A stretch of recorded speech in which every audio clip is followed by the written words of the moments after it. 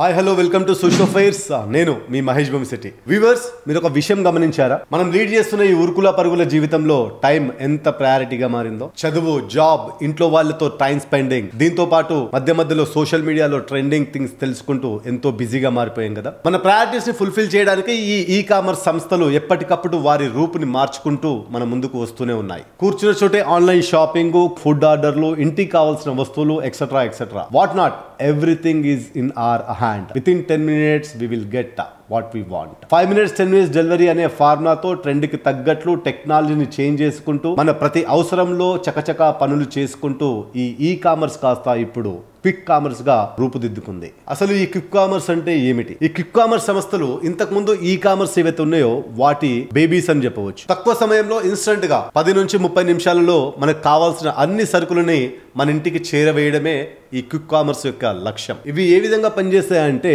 Dark stores ను ఏర్పాటు చేయడం ద్వారా మనకి షాప్స్ మరియు వినియోగదారుల మధ్యలో మీడియంగా పనిచేస్తాయి. ఫర్ ఎగ్జాంపుల్, మనం ఏదైనా యాప్లో స్విగ్గీ, జొమాటో, బ్లింకిట్, లారెల్, జెప్టోలో ఆర్డర్ చేసినట్లయితే అది మనకు నియర్ బై ఉన్న డార్క్ స్టోర్స్లో ఆర్డర్ ప్లేస్ అవుతుంది. ఆ ఆర్డర్ తీసుకున్న డెలివరీ ఏజెంట్ ఇమీడియట్ గా ఆ వస్తువులన్నింటినీ ఒకదాన చేర్చి వాటిని మనకు డెలివరీ బాయ్ ద్వారా మన ఇంటికి 5 నుంచి 10 నిమిషాల్లో చేరవేస్తాడు. దీని వల్ల ఉపయోగం ఏంటి అనుకుంటే, అత్యవసర సమయంలో మనకు 5 నుంచి 10 నిమిషాల్లో మనకు కావాల్సిన వస్తువులు అందటం అనే చెప్పవచ్చు. ఇక నష్టాల గురించి మాట్లాడుకుంటే, ఈ క్విక్ కామర్స్ సంస్థల వల్ల మన జేబులకి చిల్లు అనే చెప్పవచ్చు. అది ఎంతలా అంటే, ఈ చిప్స్ ప్యాకెట్ చూడండి, ఇది మనం బయట తీసుకుంటే 50 రూపాయలు, అదే మన క్విక్ కామర్స్ లో బుక్ చేస్తే మన చేతికి అందే వరకు 70-75 రూపాయలు ఛార్జ్ అవుతుంది. అయితే మన జేబుకి ఇంత పెద్ద చిల్లని తెలిసినా కూడా ఈ క్విక్ కామర్స్ సంస్థలు జరిపిన ఒక సర్వేలో టైర్ 2, టైర్ 3 సిటీస్ 90% మేర ప్రజలు ఈ క్విక్ కామర్స్ సంస్థల సర్వీసెస్ కావాలి అని చెప్పేసి పాజిటివ్ సైన్ చూపించారట. అయితే ఈ 15 నిమిషాల డెలివరీ సేవలపై వివిధ వర్గాల నుంచి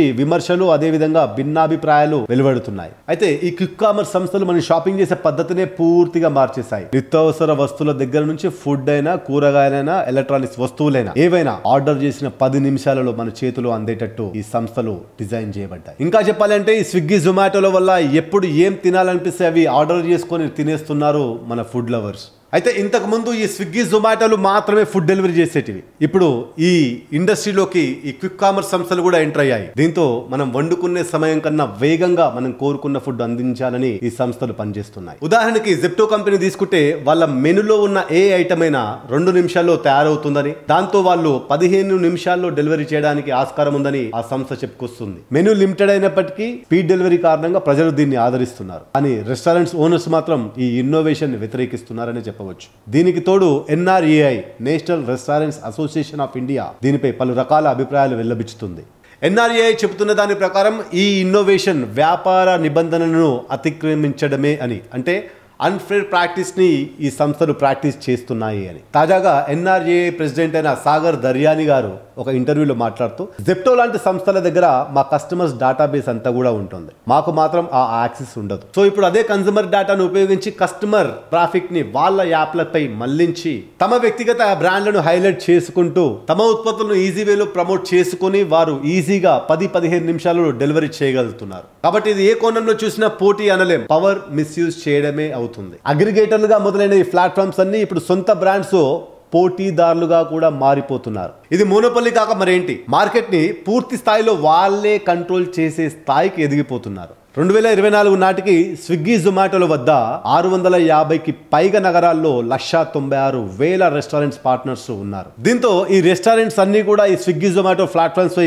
ఆధారపడి కొత్త కస్టమర్లను చేరుకొని మరింత బిజినెస్ చేసుకోగలుగుతున్నాయి. ఒకసారి క్లియర్ గా చూస్తే, ఒక రెస్టారెంట్ లోని రెవెన్యూలో దాదాపు 3వ వంతు స్విగ్గీ, జొమాటోల ద్వారానే వస్తుందంటే నమ్మక తప్పదు. అందుకు రెస్టారెంట్లు బదులుగా ఈ స్విగ్గీ, జొమాటోలకు ప్లాట్ఫామ్ ఫీజుగా 15 నుంచి 20% వాళ్ళకి చెల్లిస్తున్నారు. ఈ క్విక్ కామర్స్ సంస్థలు ఏవైతే ఉన్నాయో లోకల్ గా ఉన్న స్టోర్స్ మరియు రెస్టారెంట్స్ నుంచి వస్తువులని, ఫుడ్ ని వినియోగదారులకు చేరవేస్తూ ఇంతలా బిజినెస్ చేస్తున్నాయి కదా. ఇన్ కేస్ వాళ్ళు అదే ఆ క్విక్ కామర్స్ సంస్థలు కనుక వారి ఓన్ ఉత్పత్తులను కనుక స్టార్ట్ చేస్తే, రెస్టారెంట్లకు ఇది మరో పోటీదారుగా మారొచ్చు. తమ డేటాతో తమ ప్లాట్ఫామ్ పై చేస్తుంది కాబట్టి ఇది కేవలం ఫుడ్ బిజినెస్ కే పరిమితం అవుతుందని చెప్పలేదు. అమెజాన్, బిగ్ బాస్కెట్ లాంటి దిగ్గజ సంస్థలు ఆల్రెడీ కొన్ని ప్రొడక్ట్స్ ని వాళ్ళ ప్లాట్ఫామ్లలో వారి ఓన్ మ్యానుఫ్యాక్చరింగ్ తయారు చేసి 50% ధరకే వినియోగదారులకు అందిస్తున్నారు. ఇప్పుడున్న క్విక్ కామర్స్ సంస్థలు ఒక కస్టమర్ యొక్క అవసరాలు తెలుసుకొని వారి ఇష్టాలకు అనుగుణంగా సర్వీస్ అందించడంలో ఎంత ముందున్నాయంటే వారి యాప్స్లలో కస్టమర్లకు నచ్చేటివి ఫస్ట్ ప్రయారిటీలో చూపిస్తున్నాయి.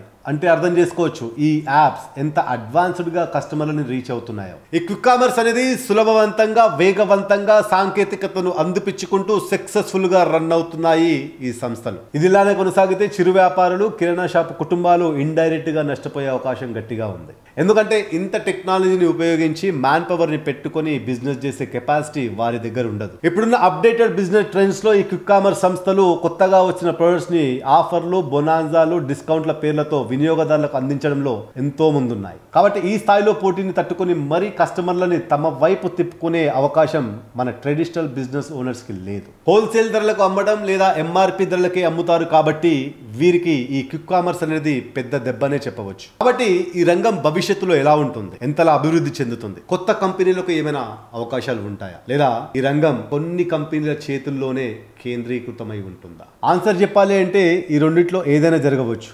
కానీ ఒక విషయం మాత్రం క్లారిఫై అయింది. అదేంటంటే ఈ ఫుడ్ కామర్స్ ఇండస్ట్రీలో రాబోయే రోజుల్లో ఒక పెద్ద అలజడే జరగబోతుందని. సో వ్యూవర్స్, మీ అభిప్రాయం ఏంటి? ఈ క్విక్ కామర్స్ మంచిదా లేక మన చిరు వ్యాపారులకు ముప్పా? కామెంట్స్ రూపంలో మాకు తెలియజేయండి. అదేవిధంగా మా ఈ టాపిక్ ఇన్ఫర్మేటివ్గా అనిపిస్తే ఒక లైక్ చేసి మీకు తెలిసిన వాళ్ళకి ఈ వీడియోని షేర్ చేయండి. జై హింద్.